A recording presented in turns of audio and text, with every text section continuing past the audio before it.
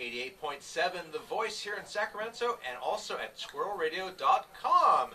Normally we play music when we do interviews, but I'm here with somebody really special. I'm here with author Rich Samuels.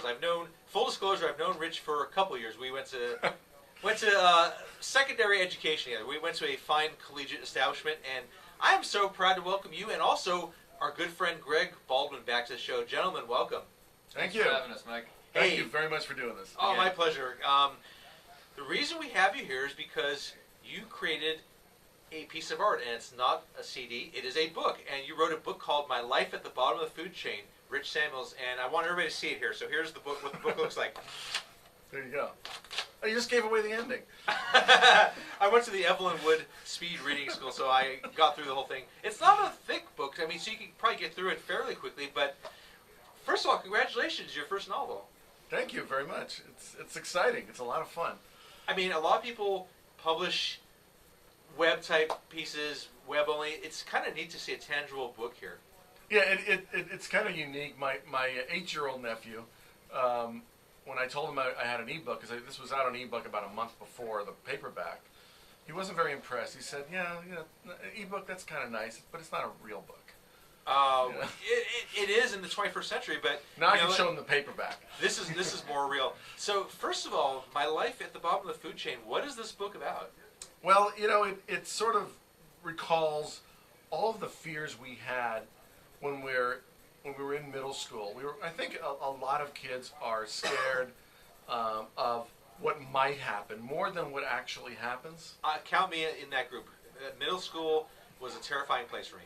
Absolutely, and I think it is for a lot of kids. And sometimes, in the case of this character, Alexander is a kid, and he believes in his own words that he's prey in a sea of predators.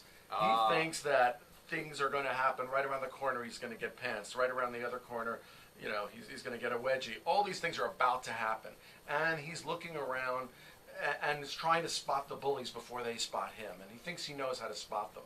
He thinks he knows, and he's even created a smartphone application to help not only help himself, but help other kids spot bullies before the trouble starts. He lives his life around avoiding this kind of trouble. He pretty much lives inside his own head, doesn't he?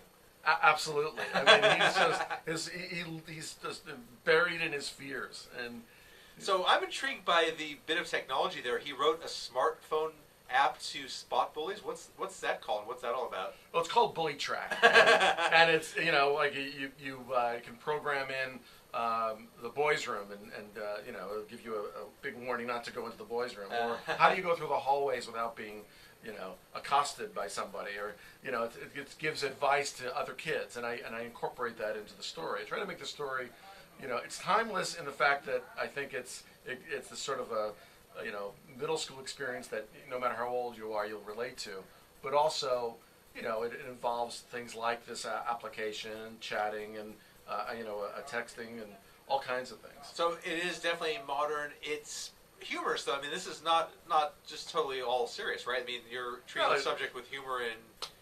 Yeah, exactly. I mean, he thinks, like I said, Alexander thinks he's the greatest target of them all, when in fact, almost everyone's oblivious to what he thinks they are. And at one point, a kid turns to him, this kid named Melvin, turns to him and says, "I want to talk to you after school." And that's like the worst possible thing that could happen, because then he thinks that Melvin is after him. When I'm a little kid like that, I think no eye contact, no eye contact. Exactly. He goes to the top of his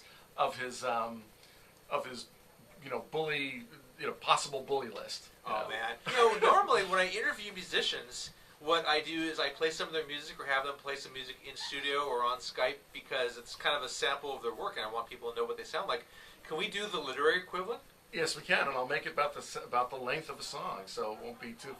Cool. So we'll get an actual reading of a interesting passage that maybe gives us the flavor of the book. Absolutely. And I'll set it up a little bit for you. Okay, cool. This is, as I said, Alexander perceives that a certain kid, so this kid wants to talk to him after school, that he's after him. That this kid Melvin wants to get him. That's what Alexander believes. Not only Melvin, but all the people who hang out with Melvin. In Alexander's mind, Melvin leads a gang. Whether or not that's true, you'll find out. So this is in a classroom that Alexander shares with one of Melvin's friends, and he's thinking about what am I going to do after the class. Okay, this is also your audition for an audiobook. Absolutely. Am I the judge of the audition? So sure, why not? Okay. In science, Scheck spent the whole class lecturing about their upcoming lab, but Alexander didn't listen too closely. After all, Paul was sitting there right next to him, probably plotting all the things Melvin's boys were going to do to him after school. Alexander wasn't too worried, though. Predators might be dangerous, but they were easy to fool. He already had a plan. As soon as the bell rang, he casually put his textbook and notebook into his backpack and turned to Paul like nothing was wrong. So, North Gate, right? Paul shrugged. That's what he said. Alexander was careful not to nod too little or too much. He had to act real cool to show Paul that he wasn't suspicious at all. I'll be there, Alexander told him, making sure that he sounded totally convincing. Paul was playing it cool too. He was probably going to go back to Melvin and laugh about how Alexander was falling for their trap. Alexander loved how he put it in bully track, and remember, that's the smartphone application. Maybe nature gives the predator size and bite, but prey has speed and intelligence. There you go. Very nice, nice. I definitely have a flavor of the book. This kid's a little OCD, isn't he? A little paranoid. I'm not gonna get, I'm not gonna analyze him from a medical standpoint. Nah. because he's part of me, and I'm not gonna do that.